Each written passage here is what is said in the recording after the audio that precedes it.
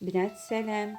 اليوم جبت لكم واحد الصباغه طبيعيه كتعطي لون قهوي او بني، سهله وكدار في الدار باش واحد مثلا يتجنب هذوك الصباغه الاصطناعيه اللي كدار بالجلده والشعر. المهم هاد الوصفه غناخدو فيها 3 المعالق ديال القشور ديال الرمان مطحونين، ومعلقه ديال اتاي، زائد معلقه ديال القهوه مطحونه، وجوج كيسان ديال الماء.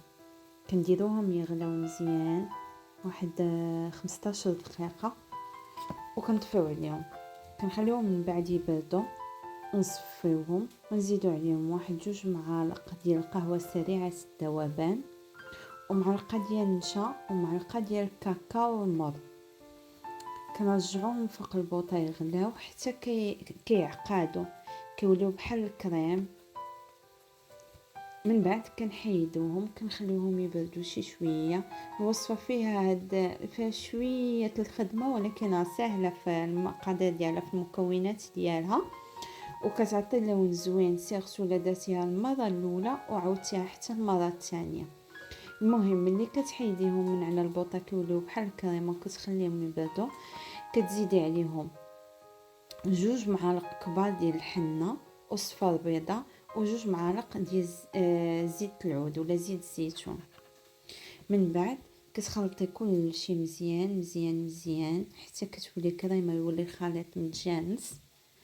كديريه على شعرك، كديري شعرك كامل من الجذور حتى الاطراف. الا لاحظتوا بان هذه الوصفه كلها طبيعيه وكلها مواد زوينه للشعر.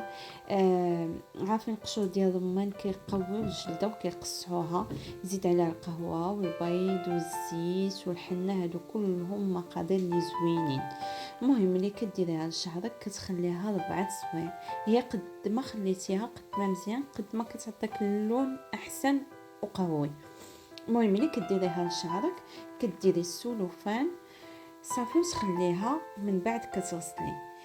الا بغيتي اللون يخرج لك هذاك القهوي الفاتح كتعاوديها 2 مرات في السيمانه بنفس الطريقه. كنتمنى الوصفه تكون عجباتكم ونكون فدتكم بهذه الوصفه. المهم الا كان شي سؤال خليوه ليا، ولا كان حتى شي اقتراح مرحبا لاي وصفه ولا اي تساؤل، وحتى وصفات ديال الوجه ديال الشعر، اي حاجه، حتى البرودويات مثلا اللي كاينين هنا في اوروبا، اي تساؤل مرحبا.